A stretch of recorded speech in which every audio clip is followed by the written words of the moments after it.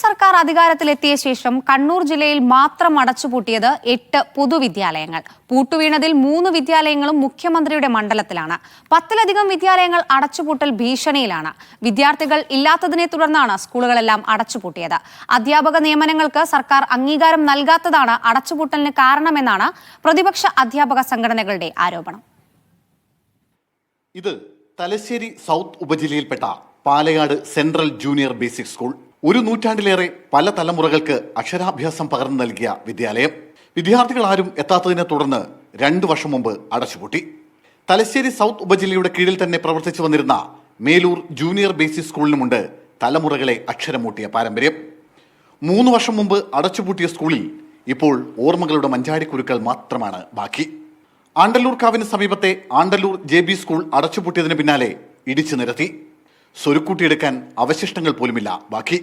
അടച്ചുപൂട്ടിയ ഈ 3 സ്കൂളുകളും മുഖ്യമന്ത്രി പിണറായി വിജയന്റെ മണ്ഡലമായ ധർമ്മടത്താണ്. തൊട്ടപ്പുറം തലശ്ശേരി നിയമസഭാ മണ്ഡലമാണ്. കഴിഞ്ഞ 7 വർഷത്തിനിടെ 4 സ്കൂളുകൾക്കാണ് ഇവിടെ പൂട്ടുവീണത്. 1898 ആരംഭിച്ച ന്യൂമാഹി പരിമടം LP സ്കൂളിന് കഴിഞ്ഞ വർഷമാണ് പൂട്ടുവീണത്. തലശ്ശേരി നിയമസഭാ മണ്ഡലത്തിൽ തന്നെ ഉൾപ്പെട്ട വാണിവിലാസം UP സ്കൂൾ, പപ്പൻപീടികയിലെ Kodiyeri east junior basic school എന്നിവയും അടച്ചുപൂട്ടിയിട്ട് കാലമേറെയായില്ല.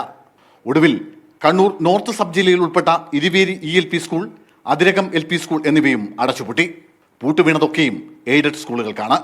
അധ്യാപക നിയമനങ്ങൾക്ക് സർക്കാർ അനുമതി നൽകാത്തതാണ് സ്കൂളുകൾ അടച്ചുപൂട്ടാൻ കാരണമെന്നാണ് പ്രതിപക്ഷ അധ്യാപക സംഘടനകളുടെ ആരോപണം. പൂട്ടാനുള്ള യഥാർത്ഥ കാരണം അവിടുന്ന് അധ്യാപകർ റിട്ടയർ ചെയ്തതിന് ശേഷം പുതുതായിട്ടുള്ള അധ്യാപക നിയമനം നടക്കുന്നില്ല. പുതുതായി കാരണം അവിടെ പഠിക്കാൻ ആവശ്യമായ കുട്ടികളുണ്ട്. അധ്യാപകരുണ്ടെങ്കിൽ മാത്രമല്ലേ കുട്ടികൾ ആ വിദ്യാലയത്തിലേക്ക് വരികയുള്ളൂ.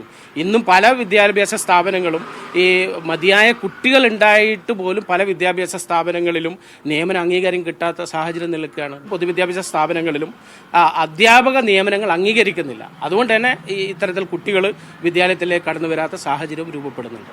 പൊതുവിദ്യാലയങ്ങളുടെ പടിയിറങ്ങിയ വിദ്യാർത്ഥികളൊക്കെയും ചേക്കേറിയത് സ്വകാര്യ സ്കൂളുകളിലേക്കാണെന്നും ഇവർ പറയുന്നു. 10-ലധികം സ്കൂളുകൾ ജില്ലയിൽ അടച്ചുപൂട്ടലിന്റെ വക്കീലുമാണ്. പൊതുവിദ്യാഭ്യാസ മേഖലയുടെ സംരക്ഷണത്തിനായി കോടികൾ ചിലവഴിക്കുന്നുവെന്ന സർക്കാരിന്റെ അവകാശവാദങ്ങൾക്കിടെയാണ് ഓരോ വർഷവും ഇങ്ങനെ നിരവധി സ്കൂളുകൾക്ക് പൂട്ടുവീഴുന്നത്.